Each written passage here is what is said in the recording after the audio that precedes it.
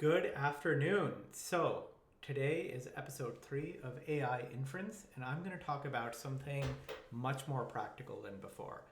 Still about AI, still about inference, still about policy, but something that touches us day to day.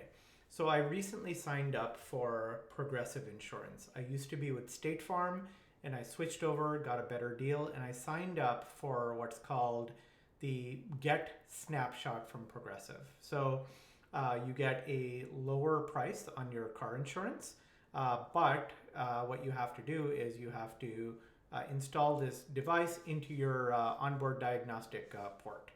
Now, what happens is this device monitors your the way you're driving, your acceleration. It has access to all these different sensors. Okay, and I'll just show you on the website. It's not an app necessarily, but it's a device that goes in your car and it records all of this.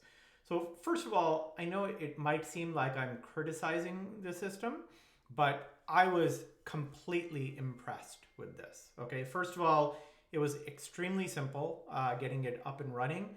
It works on the edge. I didn't have to connect it to any Wi-Fi. I didn't have to connect it to my phone. It just worked. I suspect that they must have some sort of 3G embedded device in there so that it's transmitting this. I'm not exactly sure, but that's the only thing that makes sense. Now, I'm going to criticize the thing just because I'm actually so excited for this company, Progressive, and how they're doing this and the possibilities that lie ahead for them. Okay.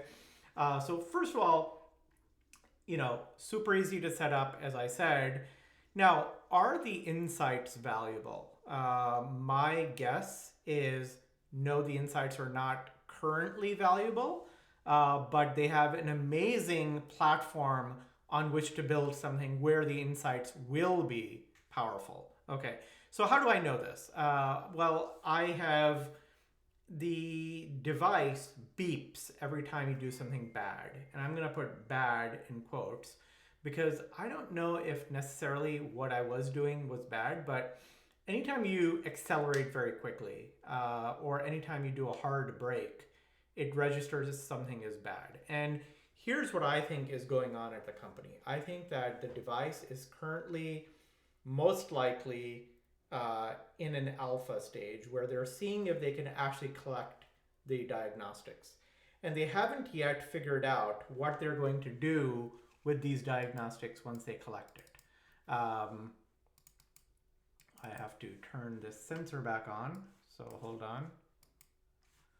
So they haven't yet figured out what they're going to do once they've collected all of this data. But suffice it to say, I got a couple of dings, weird ones, for, quote, hard brakes. Now, you're driving along a state road or something, maybe 40, 45, and you see a light in front of you.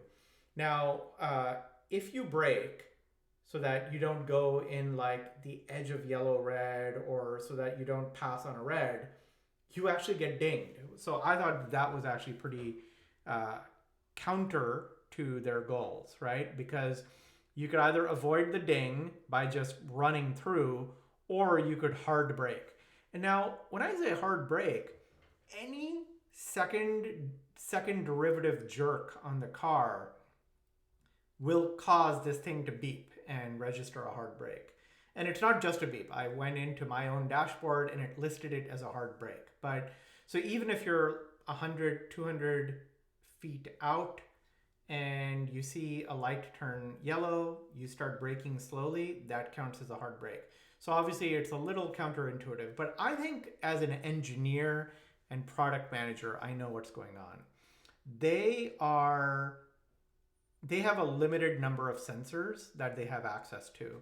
And I think that what they've done is they've done the easiest thing possible. And thinking as an engineer and product manager, this is what I think they've done. So on my phone on the left here, you see actually my sensors, okay? And in particular, you see the acceleration sensor. There is almost certainly an accelerometer inside this Progressive Snapshot device. And the accelerometer is actually really easy because it's contained. You don't need any outside information, right? So I'm going to jerk this phone real quick. You see? Now that is actually very easy to infer that something happened. And when your car is going fast and you suddenly stop, it registers extremely easily. So I think that what the engineers and product managers did at Progressive is they literally took the XYZ acceleration and they created an inference off of it for hard brakes. Okay, look, it's counter to what I think they want the drivers to do, but I think it's just a baby step. I think that they're going to go on to much more interesting things. Now, they also know the length of my ride, and most importantly, they know the GPS of my ride. Now, if I were Progressive, the thing I would do is I would snap my trip to the map, figure out what the speed limit is on these roads, check out my speed limit, and then figure out if I'm speeding. Now, obviously, even that's a little complex because, for example, on interstates, the speed limit may be 55, but if you go 55, you'd be the slowest person on the road and everyone's going to be passing you. But Progressive has many cars, so they could actually figure out what the mean speed is on these roads, possibly even at that moment, right? I think they didn't do that because this is a baby step, and if I were going to do this, this is probably what they're going to have to do. They're going to have to take this GPS stream data they have and use a system like Kinetica. It's not the only system, but I'm a little biased because I used to be director of engineering there. They would have to match that sensor data for GPS onto the map, right? And then look up what the prevailing speed is on that edge of the graph of the map, and then score you on whether you're speeding or not. So I think that would obviously be a much more valuable metric than hard brakes, which is probably counter to what they want. Now, why are they not doing this? So snap to grid is actually sort of hard. There is the whole prevailing speed problem, although you can get away with that. You could look at local roads only, right? Are you going 40 on a local road that's 25? I'm going to say, as much criticism as I'm giving them, I have been so excited by Progressive's device and the way they're capturing this data that I went ahead and bought stock right away, right? Because if you think about what the insurance company wants to do, they actually want to give you real-time feedback so that your rates are not necessarily going up after, God forbid, an accident, but rather they're only going up rather they're going up and down based on actual behavior, not some like 2 sigma incident, right? So this is a huge possibility for them.